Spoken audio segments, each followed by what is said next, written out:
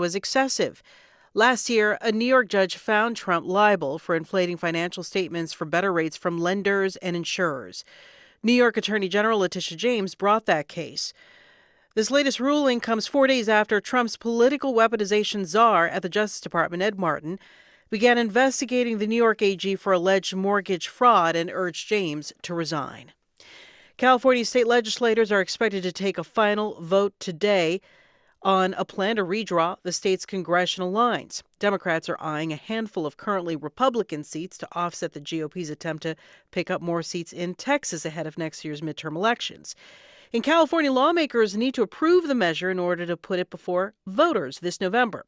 From member station KQED, Guy Marzorati reports. Democrats in California are hoping to flip 5 House districts held by Republicans to match the 5 seats GOP lawmakers in Texas are eyeing with their own redistricting plan. California's state Senate and Assembly will vote on the proposed map and on a separate bill calling a November 4th special election. California's current district lines are drawn by a voter-created commission, so Democrats will need voter approval to pass the plan. Republicans in the legislature have filed a lawsuit to block the new maps, claiming they've been unlawfully rushed to a vote. For NPR News, I'm Guy Marzorati in San Jose. Though offshore, an unusually large Hurricane Erin is delivering dangerous surf and rip currents all along the eastern seaboard. Mandatory evacuations were ordered in parts of North Carolina's Outer Banks. Will Michaels with member station WUNC in Chapel Hill describes a state especially vulnerable to the impacts of climate change. Climate change has accelerated beach erosion and washed away dunes in many areas. So when we have exceptionally high tides, low-lying areas that were once protected are now more likely to flood. And it's also worth pointing out that it's not just happening on the coast. North Carolina is still recovering from Helene, which tore through the western part of the state almost a year ago. Then Chantal flooded parts of central North Carolina this year over the 4th of July weekend, and both of those were deadly storms. WUNC's Will Michaels reporting.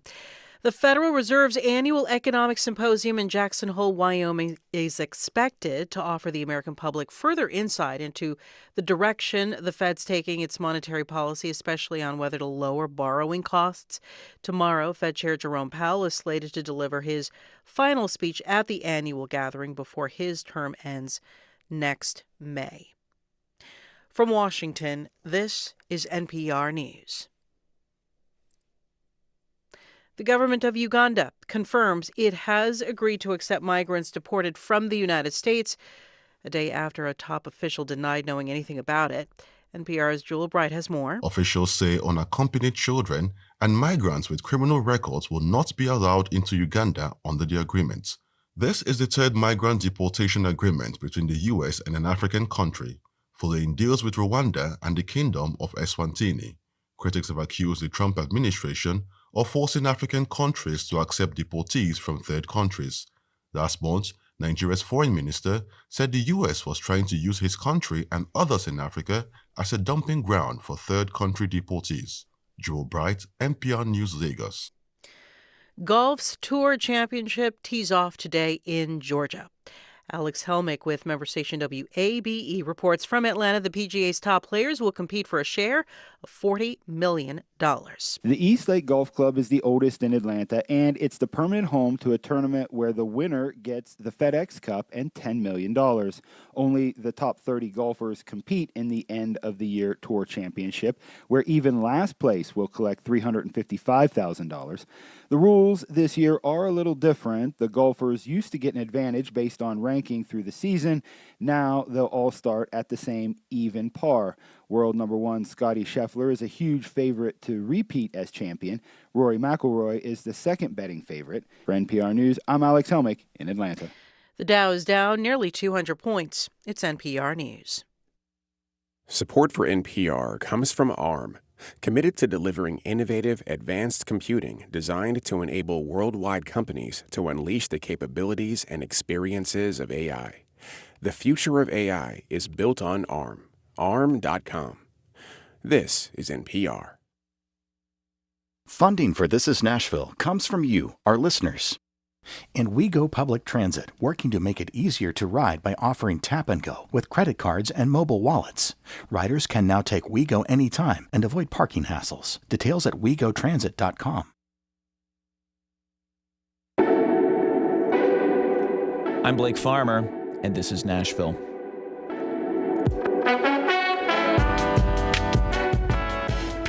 It is our weekly roundabout, the roundabout, we've decided, where we bring you perspectives on the biggest headlines of the week. We span left, right, and center with the perspectives on this panel. It's also your turn to talk. You help us connect the dots. Tell us about a story that's not getting enough attention. It's not got the attention of this roundtable, or maybe it's getting too much attention. We're welcome to hear that as well. The number to join the conversation on air is 615-760-2000. If you're feeling a little shy, don't want to be on the air, well, make a comment on our YouTube stream. We are streaming from the studio right now. Thanks for tuning in. It's a fun way to join the conversation. Just pop in and comment on the live stream at youtube.com/@WPLN. That's Nashville Public Radio's YouTube page. All right, our roundabout panel today. Let's meet them. We have Maryam Abolfazli, a former Democratic candidate for Congress and founder of the nonprofit Rise and Shine TN. Mark Rogers, a Republican advisor. Andrea Williams, an opinion reporter with the Tennessean. Thank you all for joining this panel. Thanks for having us.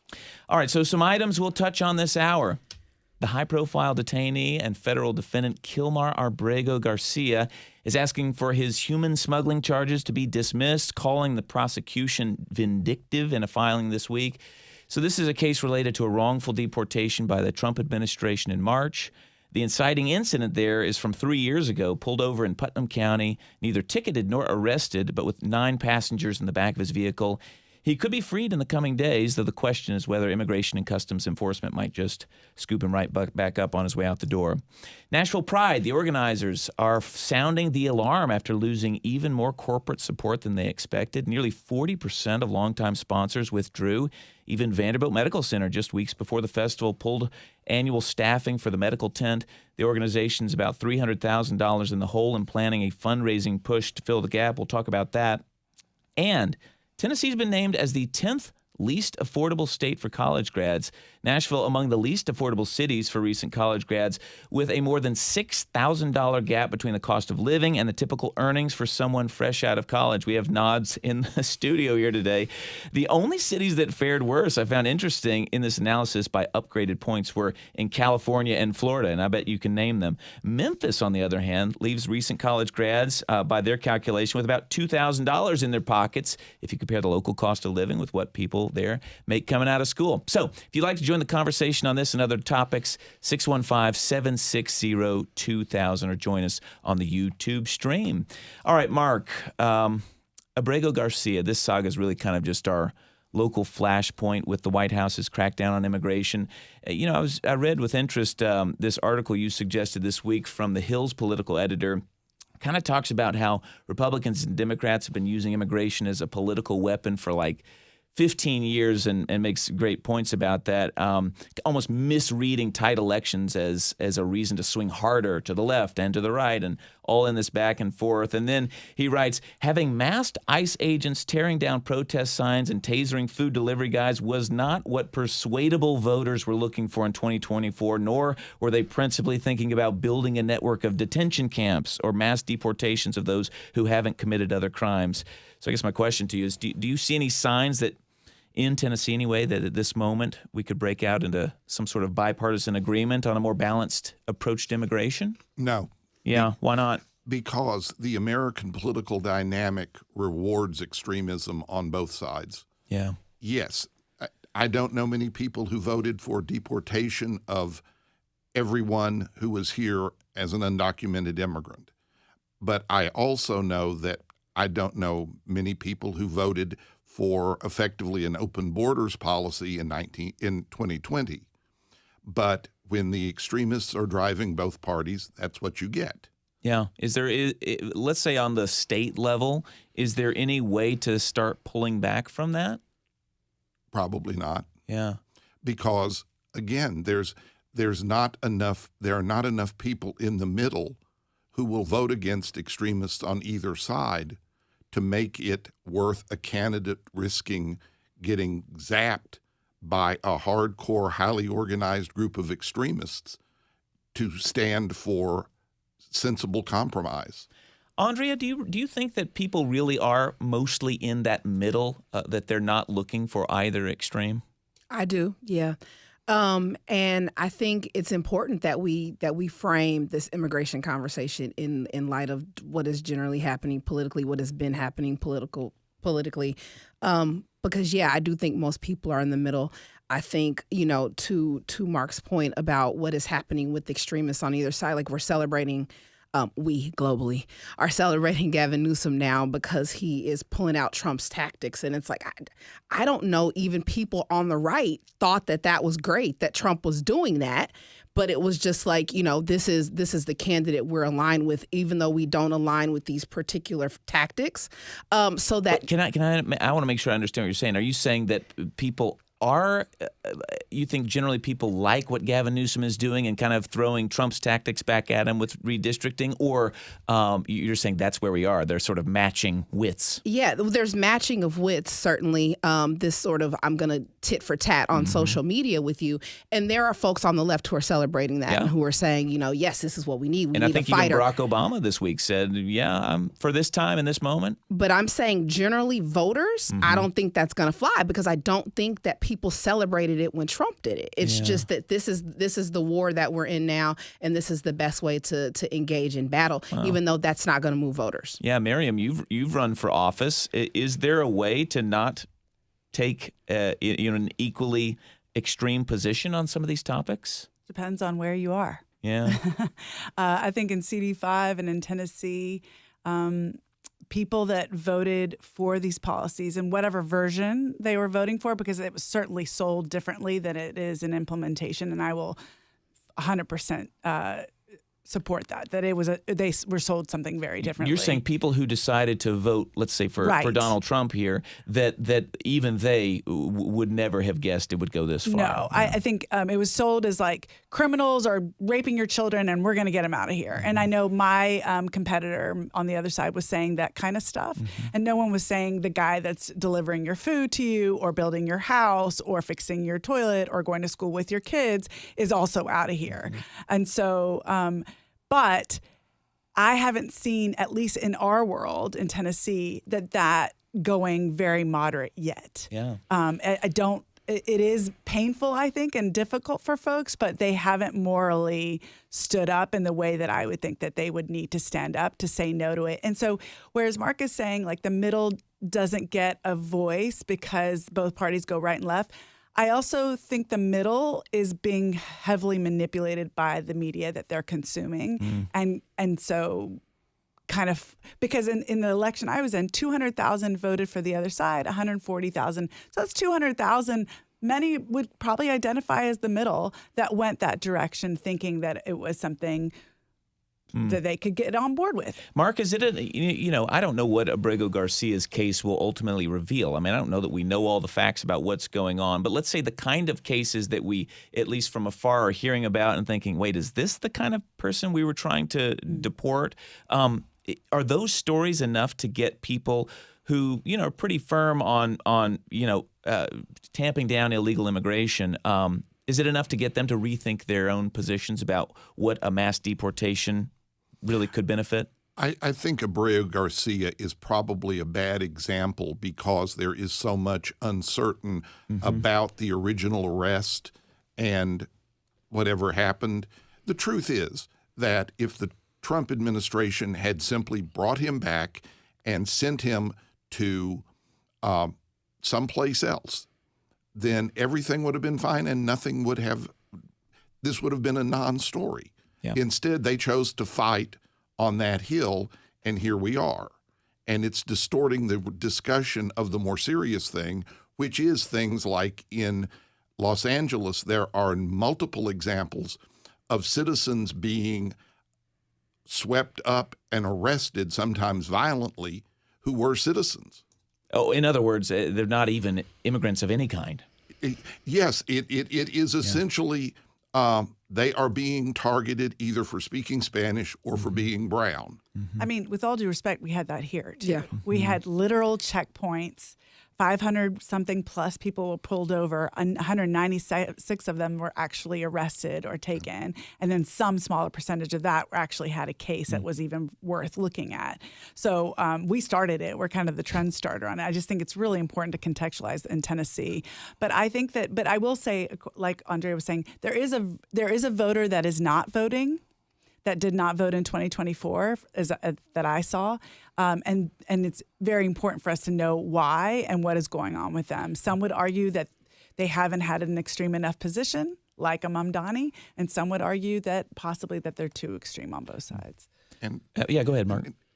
having worked in a lot of elections since 1990, I can also tell you that anyone who says the American people or the people of the Tennessee 5th Congressional District or the citizens of Fairview voted for X is almost always incorrect. Right. People vote for a whole bunch of reasons, and one issue is rarely the thing. And certainly in 2024, that was not the only issue on which the election was determined. And so when people say, this is what I voted, well, yeah, but you look at the results. It's not that simple. Yeah, there's nothing more fascinating than we call it voter voxing, talking to voters on their way out of the polls. And boy, you get a lot of answers about why they voted the way they did. And we're grateful for it because it reminds us, wow, the stories that we're telling are certainly not always the story that's in the voter's mind. If you'd like to join the conversation, the phone number is 615-760-2000. We'll even come back to something if we moved on, if you'd like to catch up or leave a comment on the YouTube stream. It's youtube.com/@WPLN. So the Nashville Pride Festival is one of many nonprofits dealing with a drop in corporate support as the White House goes after anything that might look like diversity, equity, inclusion, and all things like it. Andrea, I wonder, though, can you blame companies for almost wanting to stay out of that crossfire? Yes, you can. I think companies should be held accountable if they have built an audience around certain initiatives or certain messaging. I think you can absolutely hold them accountable for that. I think for organizations like Nashville Pride or for organizations that support, Black folks, I think there always has to be that understanding that things are cyclical and that companies do tend to sway with the wind, right? Based on, curring political favor or where they think that they can make the most dollars and cents. So it's just a matter of really building out, whatever that messaging is, whatever that base is that can sort of withstand these moments. I think there are certain organizations or certain groups that understand this, in a way that maybe other folks haven't, right? Like, I think, certainly I used to work at the Negro Leagues Baseball Museum, and this, this idea of, are Black folks cool right now or are we not, is something that is always top of mind. And so you always have to understand that it could change at any moment, and you have to build up your base to sort of withstand that. Are you saying, kind of broadly speaking, like, are the people who even aren't Black interested in seeing more of the round? That's correct. Yeah, for sure. Well, like in 2020, obviously it was cool. It was cool. There you go. Yeah. There you go. Wow. And a lot of people made a lot of money, got a lot of donations. But for folks who banked on that, I just think that would have been a silly proposition. And you got to have better advisors because that would have been dumb. That would have been dumb. If you want to chime in on this, maybe you're an organization that's been victim of losing some of this funding. The number is 615-760-2000. But Andrea, to continue on that point, I've got to think that there at some point organizations have to decide, can we still go on? There was somebody in here who was talking about banks that are no longer, directing as much funding toward DEI type initiatives. So it's not even really very public yet. And talking about hearing from other nonprofits that are doing the very same thing. Are you saying they just need to kind of rethink the business model? I think you have to rethink the business model. I think you also, and that's not to say the work doesn't need to be done or that it's not important, but I think you have to get really creative. And I'm saying this not, this is no easy task for sure. But and some of this certainly falls on the customer or the constituent or whoever it is you're trying to serve, right? And I think, this could be a larger point for a lot of the topics that we're talking about today is how do you get people to care when it doesn't directly impact them yet, right? I have a friend who runs an organization for Black girls in gymnastics. And, she's seen some of these funding issues and some of these struggles. And that's not to say that work is not important. Black girls still are working, in a predominantly white space in gymnastics. But how do you get people to care if, they're sending their white daughter and that white daughter feels fine? Or how do you even get people to care who have maybe progressed beyond the sport or who have matriculated at some top level and maybe they're not being impacted by those issues as directly? So you have to get really creative to get people to care. And that's a global struggle. We're going to talk about affordability in Nashville. This town was always inaffordable or unaffordable to somebody, to be clear. That group has grown larger now that we're getting in folks from out of state, but there was always somebody priced out. Did people care then, or do we care now because it impacts them directly? Yeah. Maryam, Nashville Pride, which kind of sparked this conversation, they said in the coming weeks they're going to release a list of withdrawn sponsors so our community knows exactly who walked away and why some step backs hurt more than others. I wonder if that kind of position helpful here?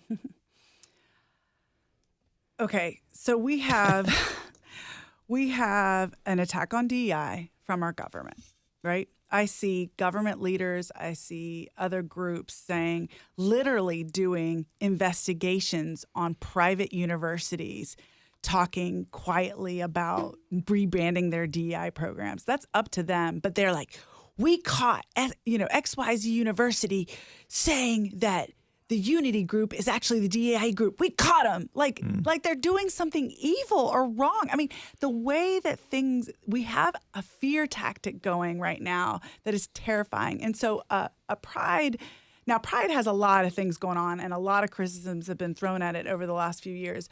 But like many, I think, nonprofits, a lot of people preemptively started to change their language, their semantics, their branding, to not get attacked, to not lose their money, to not have the corporates get mad at them, right?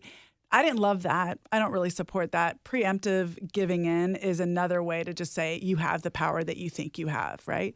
So it doesn't sound like Pride did that, but they suffered consequences anyways. And yeah, the corporates are out because they're trying to cover their butts, like you said. The political tide has turned. You can go buy crypto from our president and curry his favor that way. So it's a different client. It's a different time. So I don't know if I don't know if that accountability for those corporates is important. Boycotting is having an impact, and as we saw with Target, so maybe that would help. But I also think that probably these really identity-based, cultural freedom-based, being able to who you are organizations really have to, unfortunately, think about how to be that moving forward, because this phase doesn't seem like it's going away anytime soon. Yeah, we need to take our first quick break. When we come back, we'll dive into more of these headlines. And still to come, Tennessee Guardsmen deployed to D.C., a return of NASCAR to the fairgrounds, maybe? Plus, we'll get a little insight into who our panelists are here. We're still taking your calls, 615-760-2000, or leave a comment on the YouTube stream at the Nashville Public Radio YouTube page. Stay with us. This is Nashville.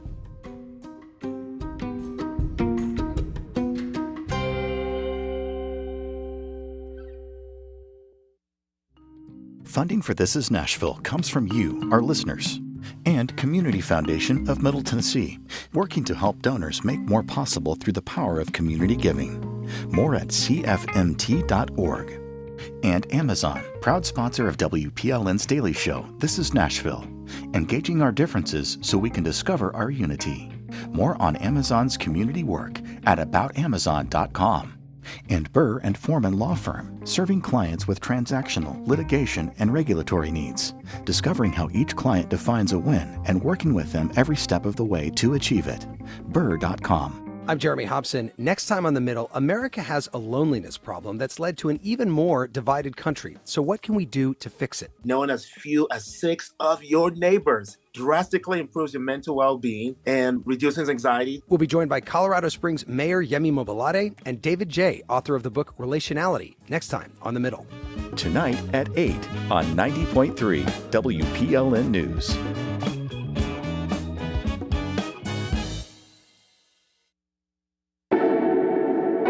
I'm Blake Farmer, and this is Nashville.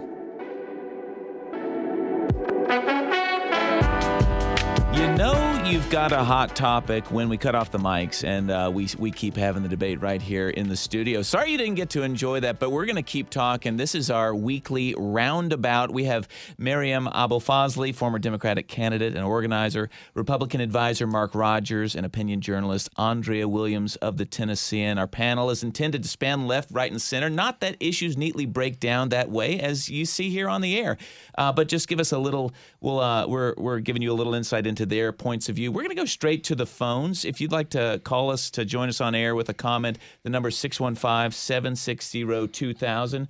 Right now, let's go to Sarah in Nashville. You're on the show. What are you thinking about? Well, I mean, my question was about the Electoral College. So we were talking about, the right versus the left versus the middle voting. I don't really completely understand how the middle sort of gets represented through the electoral votes. And I just wonder, I felt like the vote for the middle kind of gets lost in that. And maybe I'm just not understanding how the Electoral College works. Well, thank you for the question, Sarah. Mark, do you want to chime in here? It's not that the Electoral College can effectively directly represent people in the middle. It's that people in the middle need to figure out how to leverage their votes to keep both parties more toward the center, which is the way we used to be.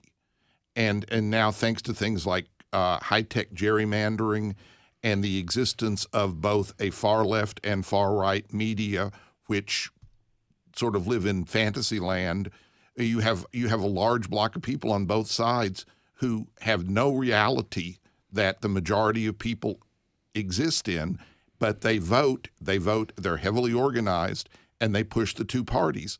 And so election results get skewed because there are only two options.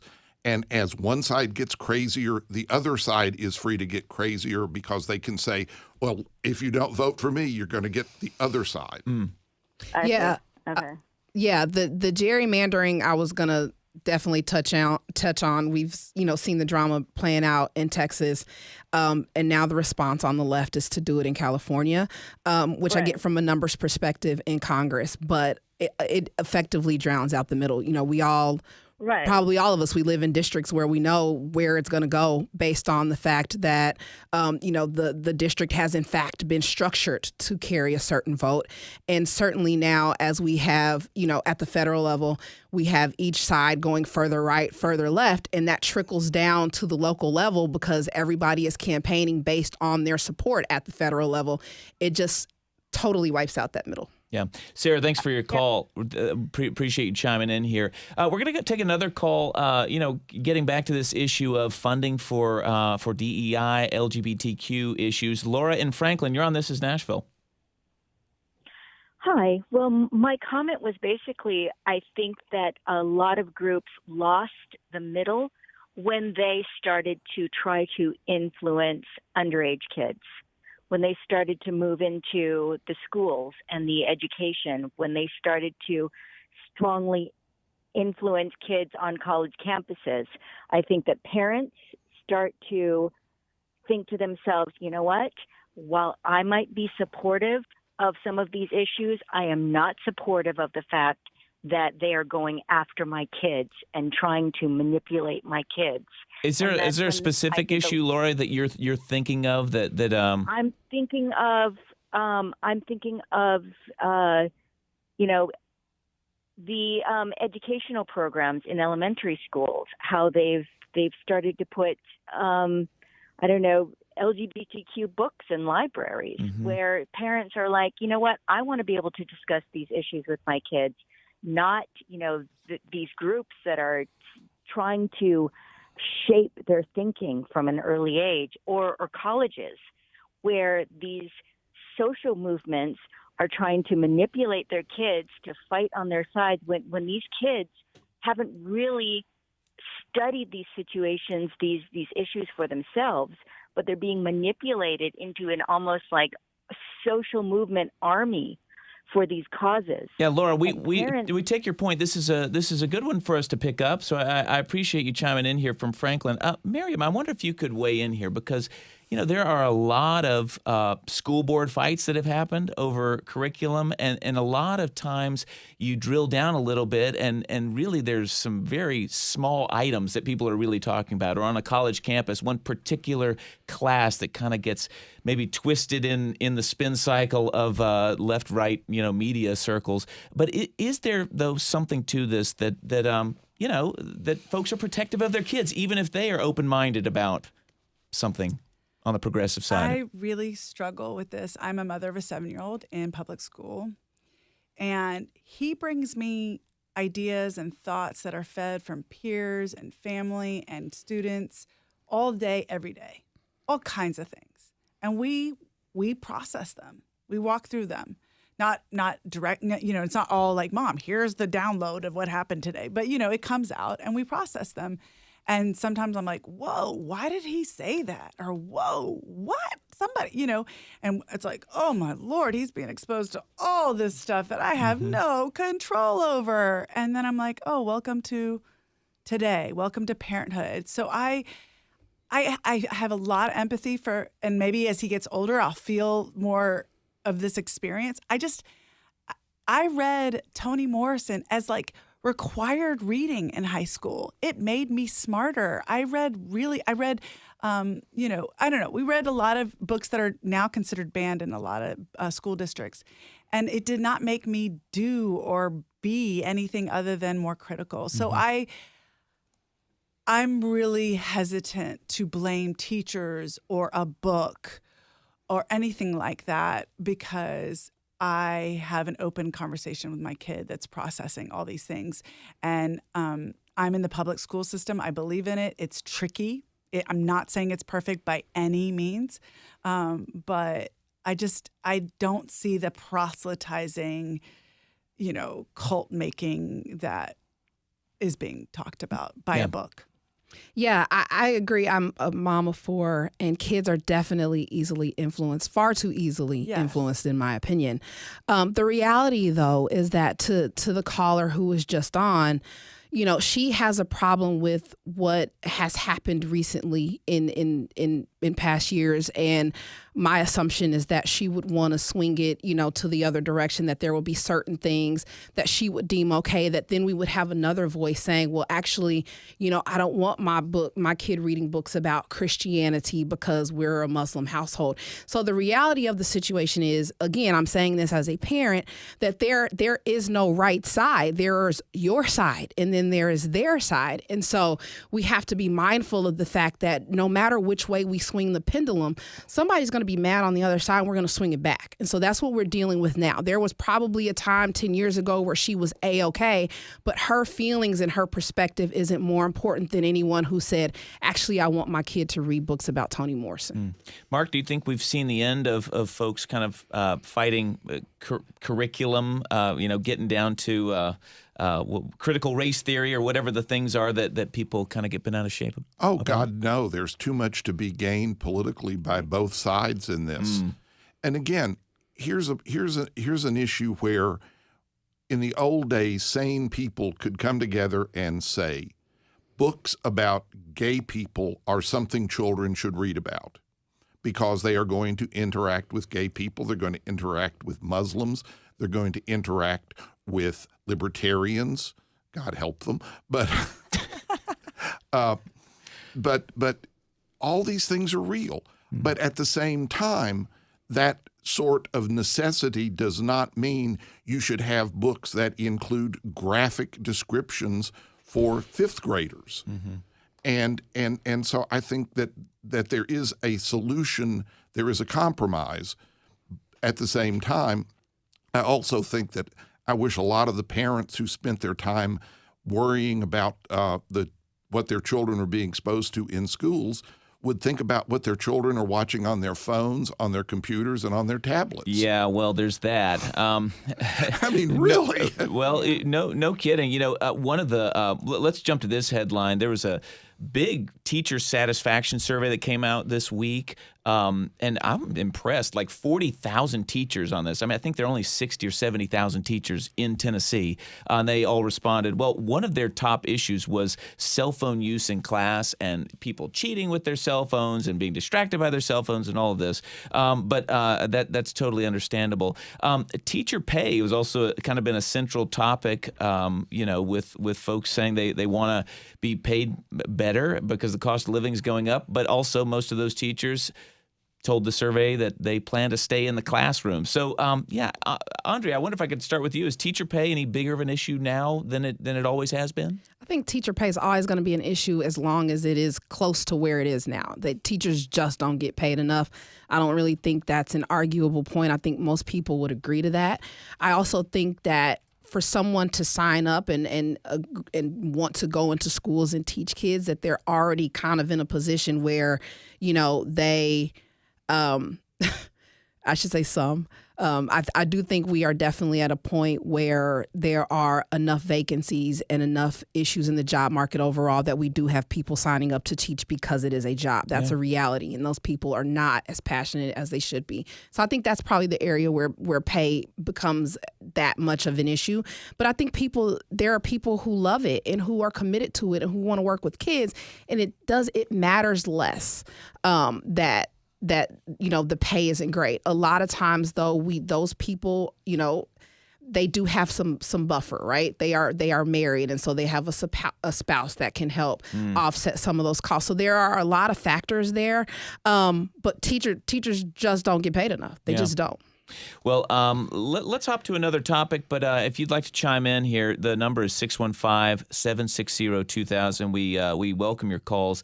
So Tennessee Guardsmen will soon be joining patrols of Washington, D.C. Governor Bill Lee made Tennessee one of the first states to send National Guard troops to be part of the Trump administration's federal takeover of D.C. police, citing a surge in crime, even though it appears that overall crime rates have been falling for the most part. Mark, is the governor just trying to stay in the president's good graces? What's your read? I think that there are plenty of other things the Tennessee National Guard could be doing, like being at home, taking care of their businesses and doing their jobs, and that D.C. doesn't need the Tennessee National Guard, and it's just basically a waste of money. Well, maybe what's your larger read on what President Trump is trying to achieve in D.C.? I do think that he is concerned about the fact that D.C. does have a serious crime problem. I think there are probably other ways he could have gone about it, but clearly he likes the idea that he can do these things arbitrarily. Mm-hmm. And so that appeals to his self-image as the great businessman, the great leader. That he can say the word and troops are out there on the street doing what he has said. Let's jump to a local issue. Metro Nashville has decided to audit the Davidson County Property Assessor's Office despite pushback from Assessor Vivian Wilhoit, who's been on this show. The Metro Audit Committee this week unanimously approved the audit, calling it a routine review, though it's been 8 years since they've audited the agency. They're responding to concerns over record property value increases, on average 45% for properties in Davidson County, which of course means that some people will pay substantially more in property taxes starting this year. Wilhoit tells the Nashville Banner that the audit is politically motivated.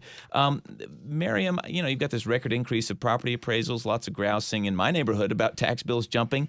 Is the real issue something else like affordability here? Yes. Yeah. I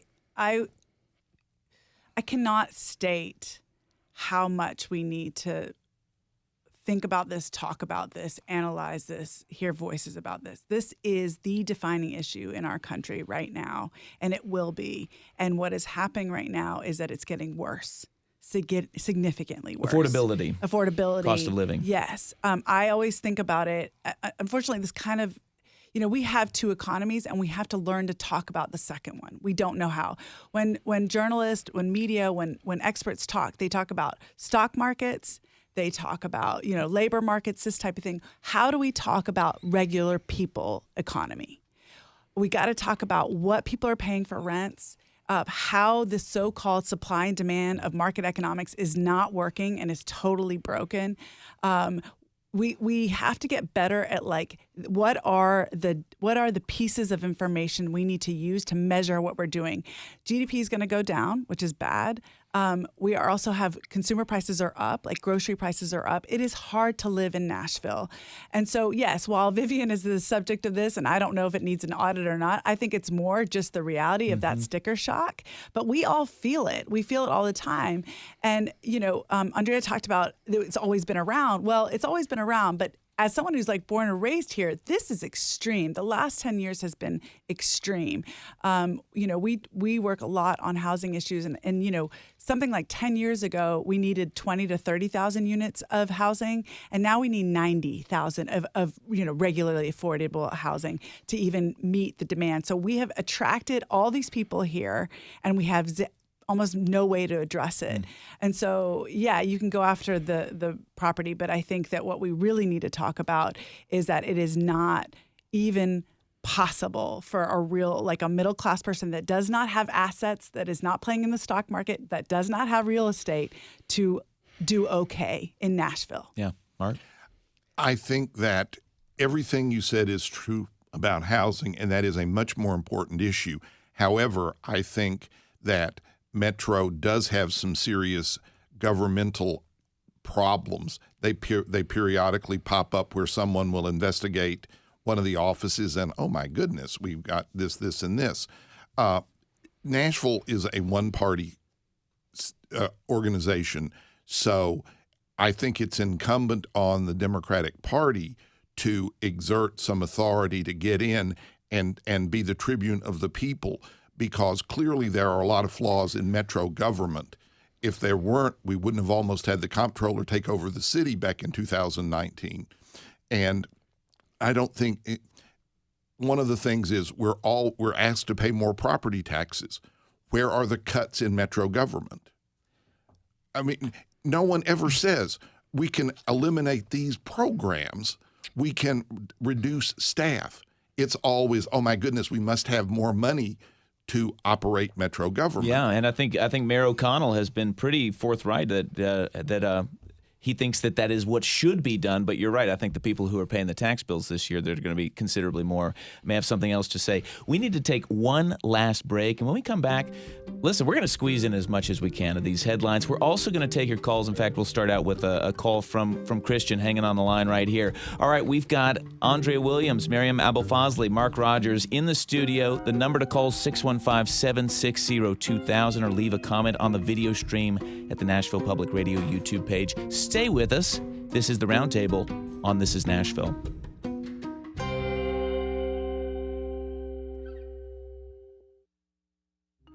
Funding for This is Nashville comes from you, our listeners. And Pastaria, a celebration of Italy in Nashville, in the One City development, serving dinner daily. Additional menu information about the 4 to 6 p.m. offerings and Meatball Mondays online at eatpastaria.com.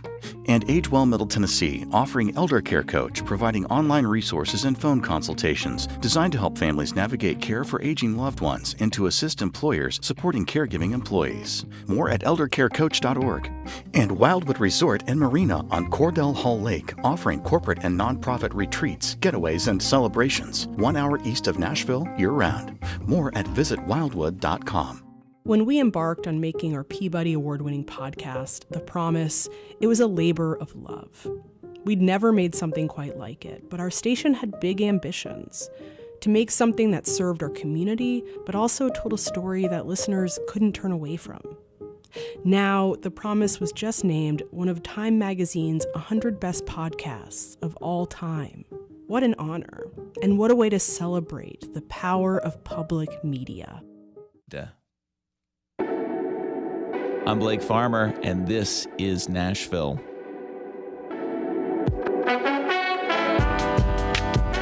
Well, you're back. This is our weekly roundabout where we talk about headlines of the week. We also take your calls, and we welcome you to join the conversation. The phone number is 615-760-2000. Get on this conversation. We've still got time to work in a few headlines. Going to talk about what's happening at the fairgrounds and the potential of NASCAR returning, as well as a few other items if we can get to them. We'll go straight to the phones. We've got Christian somewhere out there in Franklin to chime in on this. We've been talking about curriculum topics related to schools. What you got for us, Christian? Yeah, I heard one of the callers earlier talk about how, like there's an agenda with, one side, and it was kind of easy to tell early on what side of the issue she fell on, which is perfectly fine. She's allowed to have her opinion, of course. My point of view is, banning books and, trying to limit education to children is extremely harmful. I think you should raise curious children. I think you should be able to have open and honest conversations with your children and raise them in like a neutrally, morally right way. It doesn't have to be leaning to one side. It doesn't have to be this big, radical thing on any point of the political or, any spectrum, really. And, the banning of education and educational materials does way more harm than good. It's a pattern that we've seen in other parts of the world and other parts of history. And I think that if you foster a safe environment for your child to ask questions and to be open and honest and be themselves, that you wouldn't have to worry about whatever material is out there because your child would know right from wrong regardless. Yeah, I'll just jump in and say to the caller's point about an agenda, there's actually always an agenda. We get used to an agenda for a while, and then that becomes the norm or the default, but there is an agenda at play, right? The Daughters of the Confederacy decide that they want to insert history books with the sort of lost cause narrative. That's the agenda, even if the books remain that way for generations. And so then we have this other side that comes back in and says, actually, we need to move it this direction or that direction because we disagree. That's ultimately what we're dealing with now. And it sucks to be on that other side when you happen to disagree with what's happening. But that's the reality of the situation. And so, again, we need to find that point where we understand that silencing this other voice means your voice will later be silenced, or the possibility that your voice will later be silenced, and opening it up so we have a broad spectrum of views, even if you disagree. Well, but you can see why, with what you're saying, it almost means, well, it is worth at the time having a deep discussion about what we're going to teach kids because it may be taught to them for quite some time. Sure. Yeah. Wow. Let's go to the fairgrounds. So next steps for the Nashville Fairgrounds and car racing there could happen soon, could soon become more clear anyway. An announcement is expected any day between Metro and Speedway Motorsports, which has been working for years to bring back NASCAR at the racetrack. Meanwhile, Axios Nashville reports a coalition that includes environmental and community groups wants a vote, like a referendum, to potentially block racing there on the site. Maryam, there's always a lot of tension with racing at the Nashville Fairgrounds. Is it just because this is like the culture wars popping up right in the middle of town or something? If you're asking me, for me, again, this is another example. This is what I'm concerned about. This is what I'm going to harp on as like public resources not going to public goods. We do not need to be subsidizing private companies or corporations any longer, as far as I'm concerned. Now, we do it all the time. We do it all the time. Okay. I was an economics student in the late 90s, early 2000s, and a public administration student, and they were talking about privatization is more efficient. We should hand out contracts and get it. Now we're at, 25 years later, we are at some extreme of that where we no longer, as taxpayers, get the things that we're paying into because we've sort of been told that the Titans get a stadium and Speedway gets a track, and you're taught that, I think a lot of people think that is what taxpayer money's for. So while as I might agree with Mark and Andrea that we maybe our budget is quite big, I think a lot of things aren't paid for. I think a lot of public goods aren't taken. We used to get swimming pools. We used to get roads. We used to get, So if you're gonna invest in something, make it that the entire public can use. And especially I think we are being very civil in our conversation, but we're in a crisis right now, a serious both political and financial crisis that's coming. Some say that we're already in a recession if it wasn't for AI investment. I think we need to be talking about how precious this money is and what it needs to be going to make sure that our people are okay. Yeah. And my understanding, of course, who knows what it would actually be, but there would be no commitment of city dollars here. But of course, it's city property. And it's a public land. It's public land. Yeah. Mark. Well, first of all, there was a referendum a number of years ago, and overwhelmingly people said they wanted racing returned and improved at the fairgrounds. Were you surprised by that? No, the organizational support for Save the Fairgrounds was massive and bipartisan. But the reality, what I understand, is that this is not really about building affordable homes, and it's not really about parks. It's about creating a space where there can be a soccer stadium parking lot. Also, if I can add, that the soccer stadium would have to compete with the racetrack for concerts. And the NASCAR people are well known in the concert world for their competence at doing things like that. So the soccer stadium seems to be the people behind the soccer stadium seem to be the people who are really funding all of this. And somebody should look at the finances of the organization that's trying to push this referendum. Well, we'll do some homework on that. By the way, last week, this is on me, not anybody else who's on this panel. This is all me. Last week, we talked about how the state fair moved out to Wilson County 4 years ago, without also mentioning there is still a fair at the Nashville Fairgrounds. In fact, it starts September 5th.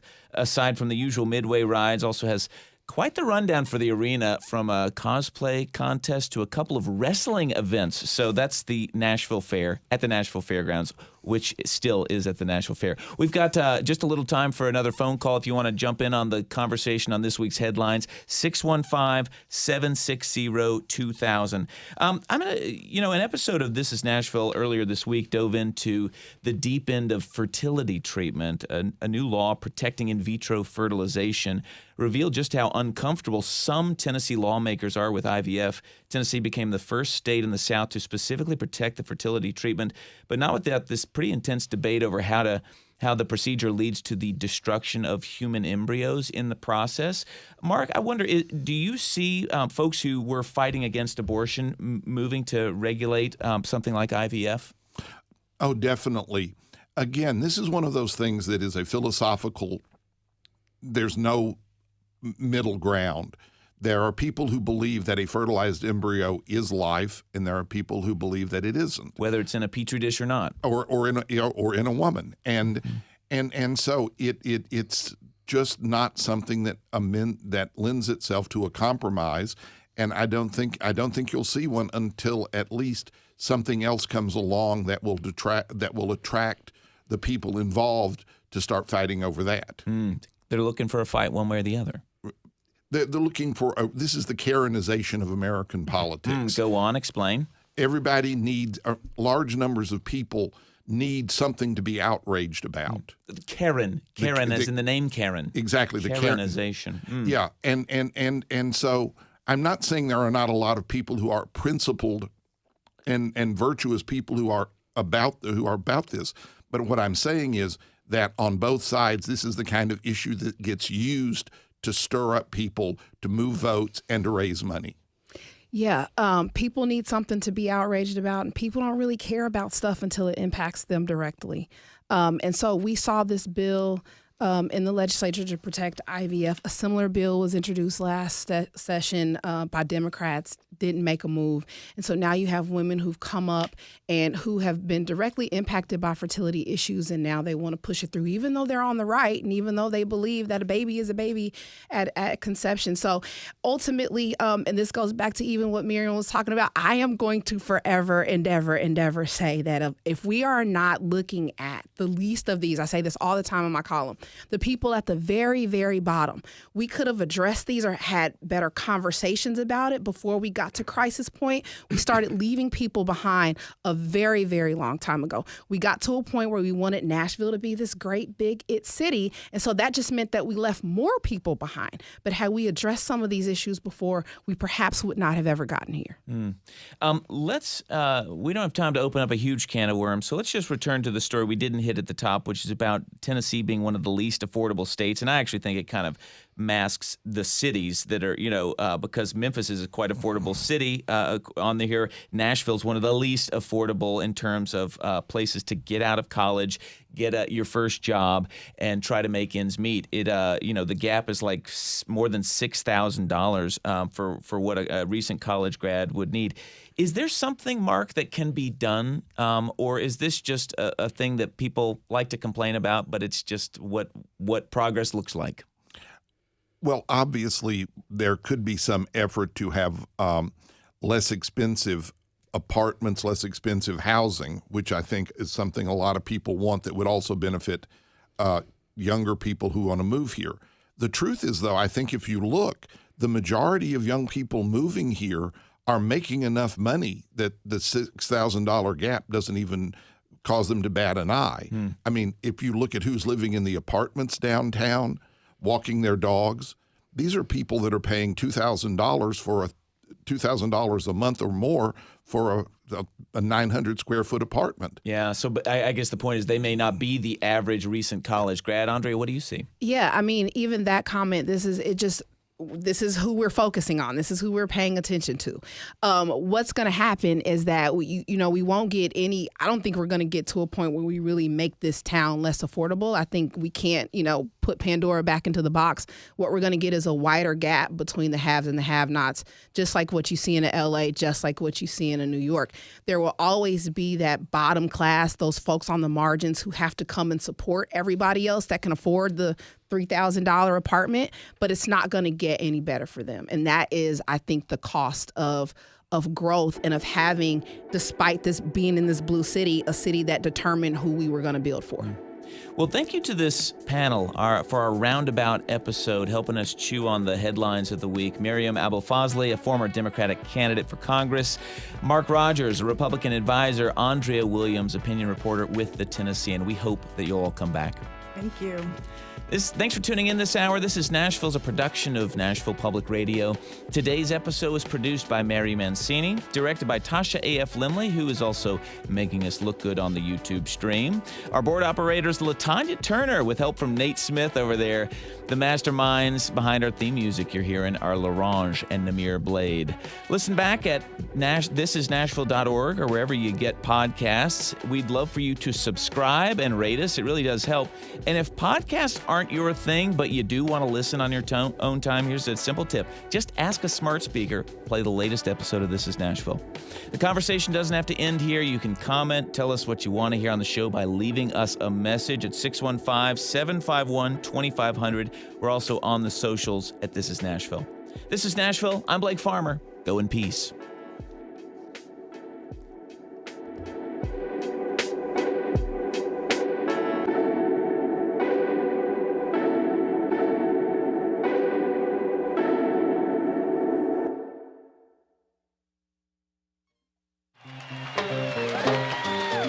Next time on The World, the sweet sounds of salsa and its origin story in 1960s New York City. The whites had their music, the black had Motown, and the Latino didn't have anything, and here comes Fania.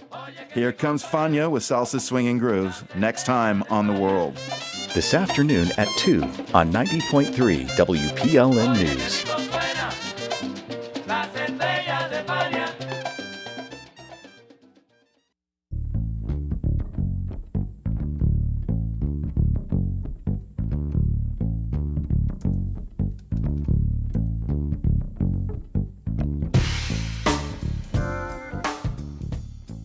This is 90.3 WPLN, Nashville Public Radio, and 91.7 WHRS, Cookeville. Nashville's home for Morning Edition and NPR News. WPLN.org is where you can find more from WPLN News, including the Nash Villager, your human-powered newsletter and podcast, exploring Nashville news and history. Subscribe to both at WPLN.org.